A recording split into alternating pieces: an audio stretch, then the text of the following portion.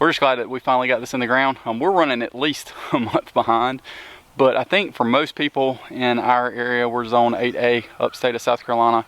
The way that the weather's been, this coming week's really going to be the first week that it hasn't had overnight lows in the 40s. Dean Family Acres.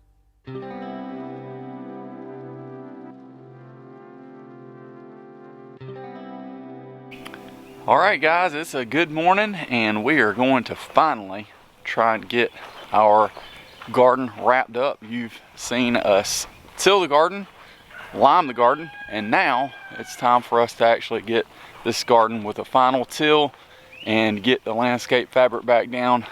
I don't know that we'll get drip down in time.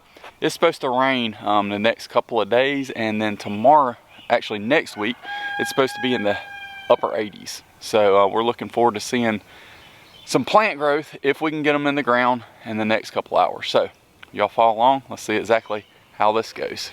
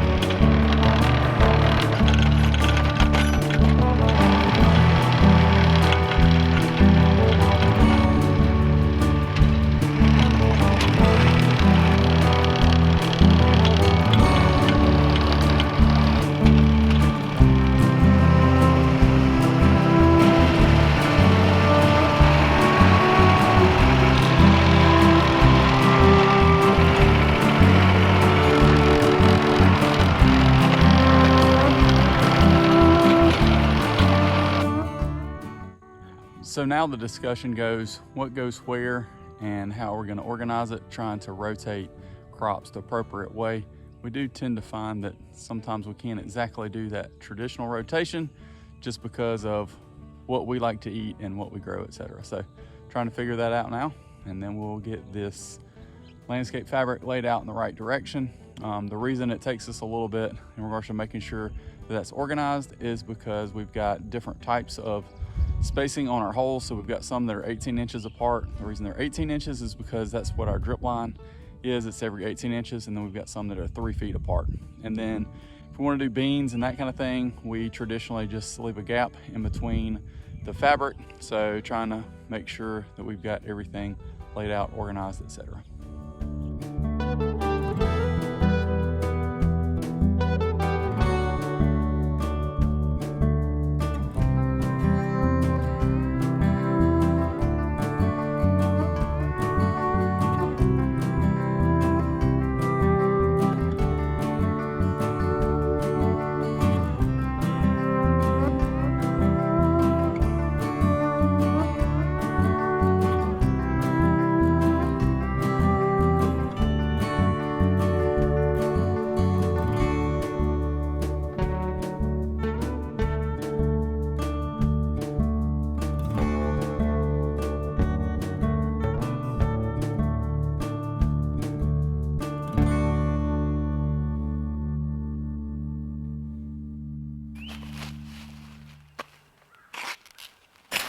You might notice we're trying to be a little bit more careful about overlapping the fabric this year. In years past, we've kind of just put it edge to edge on some spots.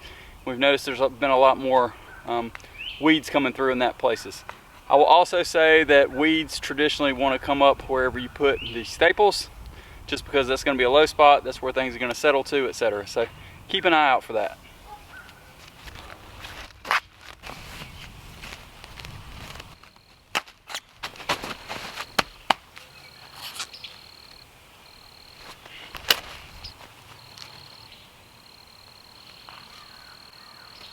All right, guys, so we got the big 12-foot wide, actually it's more than that, I think, landscape fabric down, and then we got the other row down that's got 18-inch spacing on the upper end and then 3-foot spacing down on this lower end.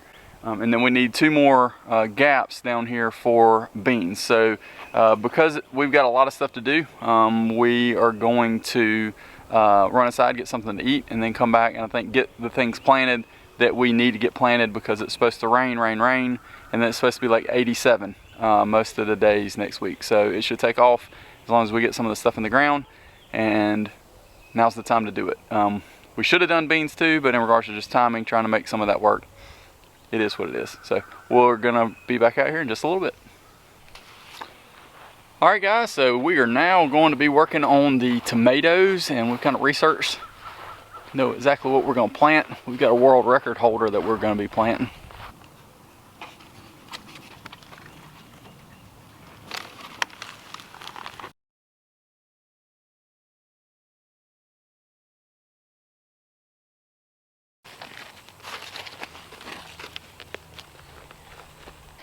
Alright guys, so this far we've got 2 chocolate cherry, 4 red snapper. So 1, 2, 3, 4. Then we will have 2 Homestead here. We'll have 1 hillbilly on this side right here. And then we'll see what we got on from then on out.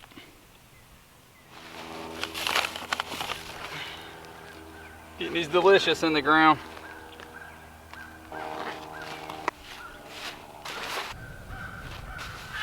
For those of you that don't know, Delicious actually holds the world record for the largest tomatoes, and they usually average at least 1 to 2 pounds. So we'll be seeing how that does. So these holes are kind of too small. So what do we have right after hillbilly? We had those slicers, right? Homestead, and then that next one's Delicious.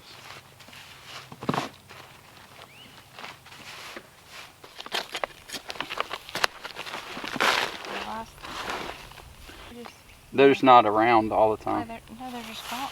They grew up.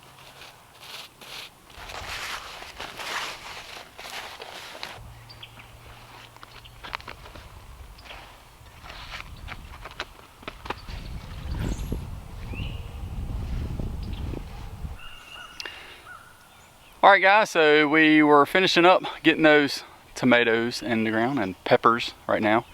And we left out a couple different spaces, just trying to get a couple more varieties to come through in regards to starting those seeds. And we're super excited. I don't know about y'all, but we're just glad that we finally got this in the ground. We're running at least a month behind, but I think for most people in our area, we're zone 8A, upstate of South Carolina.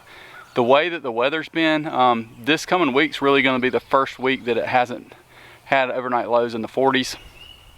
So we're trying our best to kind of work around that, not have to cover things up, or hopefully prevent them from being stunted, etc. It's supposed to rain most of the rest of this weekend and most of the next week, and highs are supposed to be about 87. So this stuff should absolutely take off, and hopefully the next problem we will have will be us trying to figure out how in the world we're going to trellis / tomato cage / etc. these tomatoes. And thanks so much for watching guys. Don't forget to like, share, and subscribe. And once you do that subscription, don't forget to ring that bell like Mike Tyson did in the 1980s, so that you will never miss an episode of Dean Family Acres. Thanks so much for watching guys. Y'all have a blessed day.